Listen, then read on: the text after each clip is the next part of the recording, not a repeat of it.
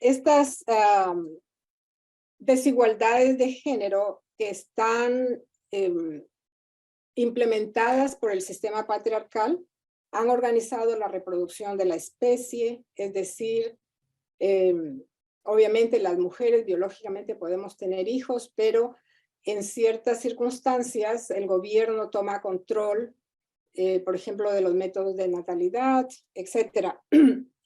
Y también indica formas de crianza de los hijos. Entonces, esta desigualdad que ya viene desde los primeros años de vida, está impactando en el psiquismo de la mujer, de manera que lo vamos a ver un poco más adelante cuando hablamos de las etapas de la violencia.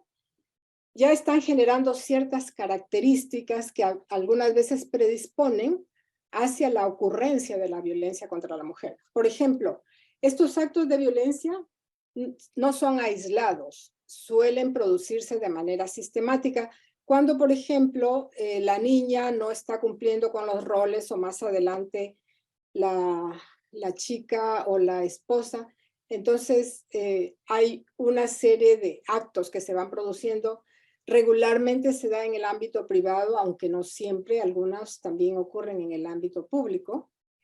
Y muchas veces es un poco difícil, por ejemplo, considerar que está ocurriendo este tipo de violencia porque muchas veces el abusador presenta una imagen social conveniente y disimulada. Vamos a mirar en un momento cuáles son la personalidad regular que presentan la persona que suele abusar.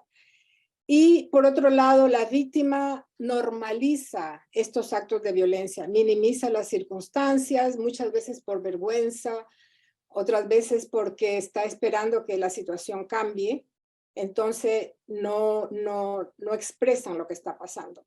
Por lo tanto, se niega a solicitar ayuda y esto obviamente es utilizado como un mecanismo de mayor control y de mayor abuso contra la mujer. Entonces, estas son las características y vamos a ver cuáles son los tipos de violencia. Me imagino que la mayoría de ustedes conoce de alguna forma la evidencia de la violencia física, que es principalmente, son actos no accidentales, mayormente son deliberados, donde se usa la fuerza, que pueden ser empujones, patadas, tirar del cabello, a veces obligar a la pareja a consumir alcohol o drogas, y negarle que sea atendida si tiene alguna enfermedad. La violencia económica básicamente está señalada por el control sobre los ingresos y a veces inclusive también se le impide a la pareja que estudie o que trabaje, y en el ámbito laboral hay una percepción menor de sueldo por el mismo trabajo que se realiza. La violencia psicológica es la más dañina y es la más, digamos, la que menos se puede observar, porque ocurre en el transcurso de un tiempo, es muy sutil, pero la que más daña la estabilidad emocional de la persona que está sufriendo. A veces se incluye con la violencia emocional, donde hay amenazas, por ejemplo, contra las cosas personales, las mascotas, a veces contra los niños. Y se produce también el interés por alejar a la persona de familiares y amigos, como lo vimos en el video. Entonces, el aislamiento es una de las características fundamentales de la violencia contra la mujer.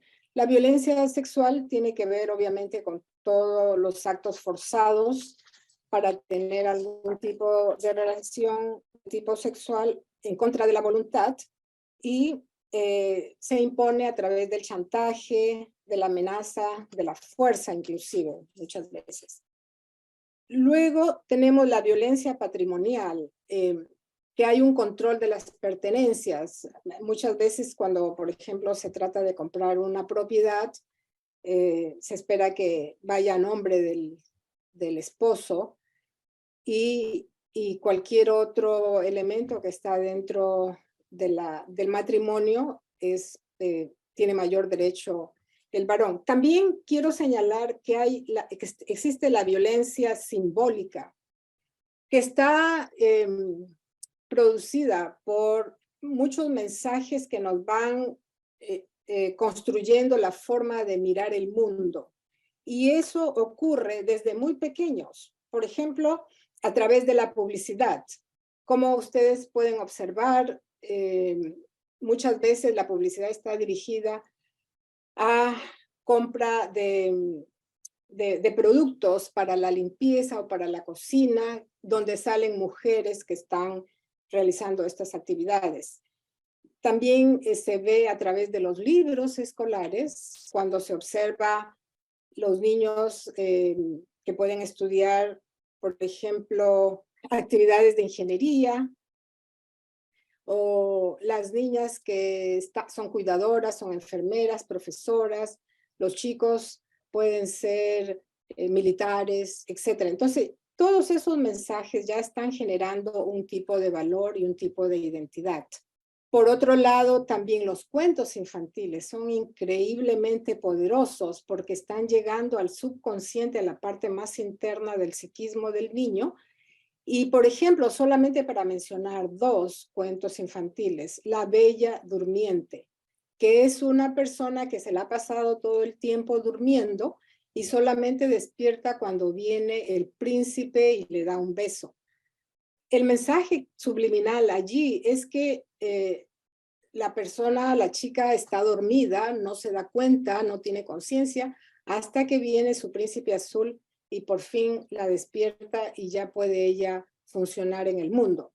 En el caso de La Bella y la Bestia, también está enviando mensajes que la chica con mucho amor, con mucha ternura, puede inclusive transformar al más feo, horrible, vil, a lo más siniestro, si se esfuerza lo suficiente y se entrega. Entonces, eso ya está indicando un tipo de pensamiento, lo que es interesante porque no encontramos una versión masculina, por ejemplo, de estos cuentos infantiles, que sería interesante analizar. También, antes de pasar, últimamente, sobre todo para personas jóvenes, se está dando la violencia en línea o la violencia digital, que está relacionada con el ciberacoso, que es el envío de mensajes intimidatorios o amenazantes, el sexteo o sexting, envío de fotos en ciertas posiciones o sin ropa, que es explícito y que no cuenta con la autorización de la persona destinataria. Y además está el doxing, que es la publicación de la información privada o identificativa de la víctima sin su consentimiento.